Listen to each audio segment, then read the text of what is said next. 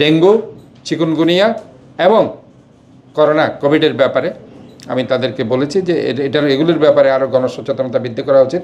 কারণ এটা কিন্তু ডেঙ্গুর একটা সিজন, চিকুনগুনিয়ার একটা সিজন, যেহেতু প্রচুর পরিমাণে বৃষ্টি হচ্ছে এবং বৃষ্টির যে পানি, সেখানে আমি আগেও বলেছি এডিস মশার লার্ভা জন্মানো খুব সহজ।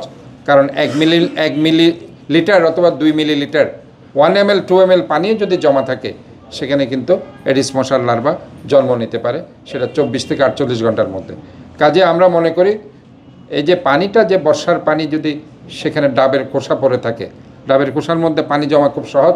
আমরা যে প্লাস্টিক বোতলগুলো খাচ্ছি, রেগুলার মিনারেল ওয়াটার, আমরা বোতলগুলো ফেলে দিচ্ছি, ওটার ভিতরেও কিন্তু পানি জমে গিয়ে সেখানে এডিস মশার লার্ভা জন্ম নিতে পারে। ইভেন আমরা যে পলিথিন ফেলে দিচ্ছি এইভাবে করে, পলিথিনের মধ্যে পানি জমে সেখানে কিন্তু এডিস মশার লার্ভা জন্ম নিতে পারে। আমাদের যে টায়ারগুলো আছে, টায়ারগুলো যত্রতত্র আমরা ফেলে দিচ্ছি, সেখানেও কিন্তু বিশেষ করে যেসব ওয়ার্কশপ আছে, ওয়ার্কশপে খোলা ওয়ার্কশপ পাশে সেগুলো ফেলে দিচ্ছে, সেখানে কিন্তু টায়ারের ভিতরে পানি জমে সেখানে এডিস মশার লার্ভা।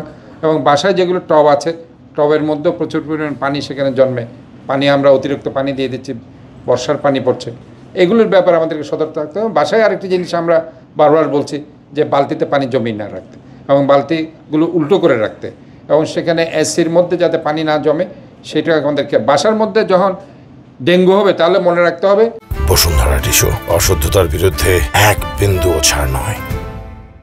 বাসার কোনো সমস্যার কারণে হচ্ছে, আইদার সেটা বালতিতে পানি জমে রাখার জন্য, অথবা টবে পানি থাকার জন্য, অথবা এসি যারা চালায় এসির মধ্যে ওই পানি রাখার জন্য। একটা জিনিস মনে রাখবেন, ডেঙ্গু কিন্তু অভিজাত এলাকায় বেশি হয়, যেখানে খুব মানে ভিআইপিরা যেখানে থাকে, ম্যাক্সিমাম জোন দেখবেন এখানে বেশি হচ্ছে। আর চিকুনগুনিয়া কিন্তু মশার কামড়ে হচ্ছে।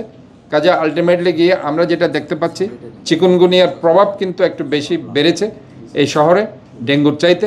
এবং চিকুনগুনিয়ার ব্যাপারে আমি অলরেডি একটা ক্রাশ প্রোগ্রাম, মশক নিধন, যেদিন আমি এসেছি সেদিন থেকে শুরু হয়েছে 100 দিনের, যেহেতু আমাদের এই 3 মাস 3.5 মাস, সেটা আমরা সময় এই যে বর্ষাকালের সময় আমি যদি নির্ধারণ করি, অলরেডি ধরুন আমাদের জুলাই 1 মাস চলে যাওয়ার পথে, অগাস্ট সেপ্টেম্বর, এই জুলাই অগাস্ট সেপ্টেম্বর পর্যন্ত আমাদেরকে খুব সতর্কতার সাথে চলতে হবে। এবং আমরা এই 3 মাস 100 দিন আমরা এক নাগারে এই চিকুনগুনিয়া ডেঙ্গুর ব্যাপারে মশার ক্র্যাশ প্রোগ্রাম আমরা নিয়েছি, মশক নিধনের, এবং এই অভিযান চলতে থাকবে। এবং আমি সবাইকে অনুরোধ জানাচ্ছি, যদি আপনাদের মাধ্যমে যদি কোনো এলাকায় কেউ যদি কোনো কমপ্লেইন করতে থাকে, অথবা যদি তাদের সমস্যা থাকে, তাতে করে আমাদেরকে সরাসরি জানাতে পারবে। আমাদের এখানে হটলাইনও দেওয়া আছে নাম্বার, সে নাম্বারও তারা জানাতে পারবে। এবং আমাদের সরাসরি দরকার হলে, এখানে আমি মেয়র হিসাবে ইনশাল্লাহ আমি আছি, আমাকেও দরকার হলে ডাইরেক্ট এসে এখানে জানাতে, আমি রেগুলার এখানে আছি। কাজে এখানে কোনো অসুবিধা নেই, আপনারা সবসময় মনে রাখবেন যে আমরা জবাবদেহিতার ঊর্ধ্বে নয়।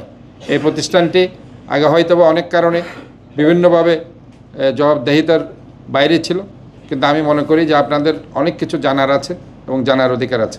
আমি আশা করি আপনারা, আমি বক্তব্যটা দিই।